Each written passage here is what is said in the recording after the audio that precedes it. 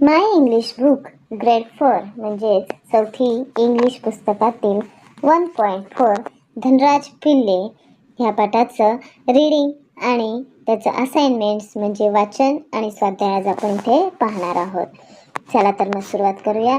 पाठ वाचण्याआधी आपल्याला इथे काही प्रश्न दिलेले आहेत. त्या प्रश्नांची उत्तरं आपल्याला सांगायची आहेत. तर पहिला प्रश्न आपण इथे पाहूयात. What games do you like to play most? म्हणजे तुम्हाला खेळायला असा कुठला खेळ जास्त आवडतो? त्याचं उत्तर तुम्हाला तुमच्या आवडीनुसार द्यायचं आहे. कोणाचा कबड्डी असू शकतो, कोणाचा खो खो असू शकतो, हो की नाही. Second one is who is your favourite player? म्हणजे तुमचा आवडता खेळाडू कोणता आहे ते तुम्ही तुमच्या मनानुसार लिहायचं आहे किंवा सांगायचं आहे. Third one is which is our national game? म्हणजे आपला राष्ट्रीय खेळ कोणता आहे? तर हे तुम्हाला मुलांना माहिती असायला हवं की आपल्या भारताचा राष्ट्रीय खेळ हॉकी आहे. चला तर मग ह्या प्रश्नानंतर आता आपण हा धडा वाचायला सुरुवात करूयात. 1.4 Dhanraj Pillay. Listen and repeat. One morning, a school in Pune, a hockey match was about to begin. The ground was full of happy and cheering children. Among them, there was a young boy named Dhanraj Pillai.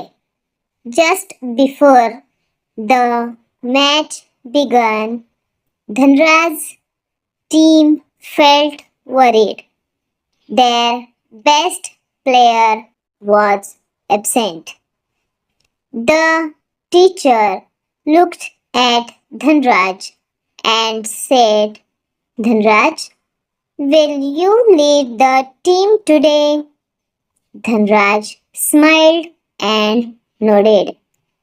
The whistle blew and the match started. The other team was strong and scored first goal. Some players felt like giving up. Dhanraj clapped his hands and said, "Don't worry, let us play together and try again." He passed the ball, ran fast, and cheered everyone. Soon Dhanraj scored a goal. The children cheered loudly. In the last minute, Dhanraj's team scored again and won the match. Everyone was happy and feeling proud. That day, Dhanraj learned an important lesson. A good player never gives up but helps the team. Later, Dhanraj Pillai became a great hockey player of India. He led India in many matches. His life teaches us teamwork, leadership, and never give up. सी आहे listen and repeat. इथे काही words दिलेले आहेत ते आपण ऐकायचे आणि रिपीट करायचे आहेत. First is cheering, second among, third nodded, fourth आहे विसल, नंतर आहे लीडरशिप, स्क्वॉड, टीमवर्क, लेसन. आता यानंतर आपण डी पाहूयात. इथे सांगितलं आहे find meaning of new words from the dictionary.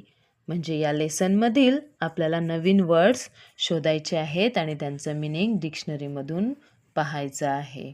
चला तर पाहूयात. चिअरिंग म्हणजे जल्लोष करणे, लीडरशिप म्हणजे नेतृत्व, अमंग म्हणजेच त्यांच्यापैकीच आणि स्कोअर्ड म्हणजे धावा केल्या. आता पुढील शब्द पाहूयात. लेसन म्हणजे धडा किंवा शिकवण. नोडेड म्हणजे मान डोलावणे. टीमवर्क म्हणजे सांघिक कार्य आणि व्हिसल म्हणजे शिट्टी. पुढे आहे rearrange the words and write meaningful sentences with correct punctuations. म्हणजे इथे काही शब्द दिलेले आहेत, मागे पुढे आहेत, ते व्यवस्थित लावून आपण त्यांचे प्रॉपर अशी वाक्य बनवायची आहेत. एक एक्झाम्पल आपल्यासाठी इथे दिलेलं आहे. पहिलं आहे धनराज वेल हॉकी प्लेज. हे स्क्रम्बल्ड वर्ड आहेत. त्याच्यापासून आपल्याला मिनिंगफुल सेंटेन्स बनवायचं आहे. त्याचं येईल धनराज प्लेज हॉकी वेल. तर पुढचं पाहूयात. First, team leads India he. ह्याचं बरोबर उत्तर आहे he leads team India. Second आहे हीज गेम हॉकी इज. त्याचा आन्सर लिहूयात hockey is his game. Third आहे Dhanraj great player is a. त्याचा आन्सर आहे Dhanraj is a great player. Fourth आहे चिल्ड्रन द लाऊडली चिअर्ड. त्याचं प्रॉपर सेंटेन्स आहे the children cheered loudly. तर अशा प्रकारे आता पुढील आपण पाहूयात. F, listen the following words carefully, identify the syllables and practice with claps. म्हणजे आपल्याला पुढचे शब्द ऐकायचे आहेत, त्यातील सिलेबस बघायचे आहेत किती आहेत, आणि जेवढे सिलेबल्स असतील तेवढे आपल्याला क्लॅप्स वाजवायचे आहेत, म्हणजे टाळ्या वाजवायच्या आहेत. फर्स्ट आहे स्कोर.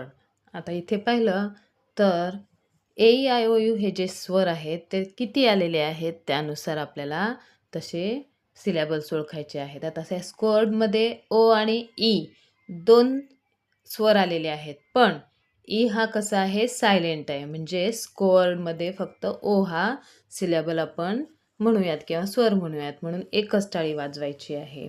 नंतर पुढे आहे चिअरिंग. चिअर इंग म्हणजे डबल ई आणि आय असे 3 सिलेबल्स आलेले आहेत, पण इथे 1, 2 ई चा एकच उच्चार होतो आणि आय हा वेगळा, म्हणून 2 टाळ्या वाजवायच्या आहेत. नंतर लेसन.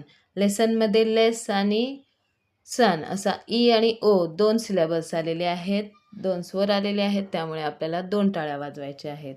त्यानंतर आहे अमंग. अ, ए आणि ओ असे 2 स्वर आलेले आहेत, म्हणून 2 टाळ्या वाजवायच्या आहेत.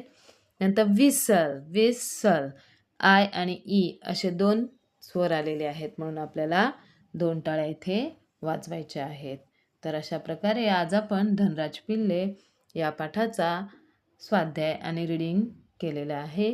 तर पुन्हा भेटूया अशाच एका नवीन व्हिडिओसह. तोपर्यंत धन्यवाद.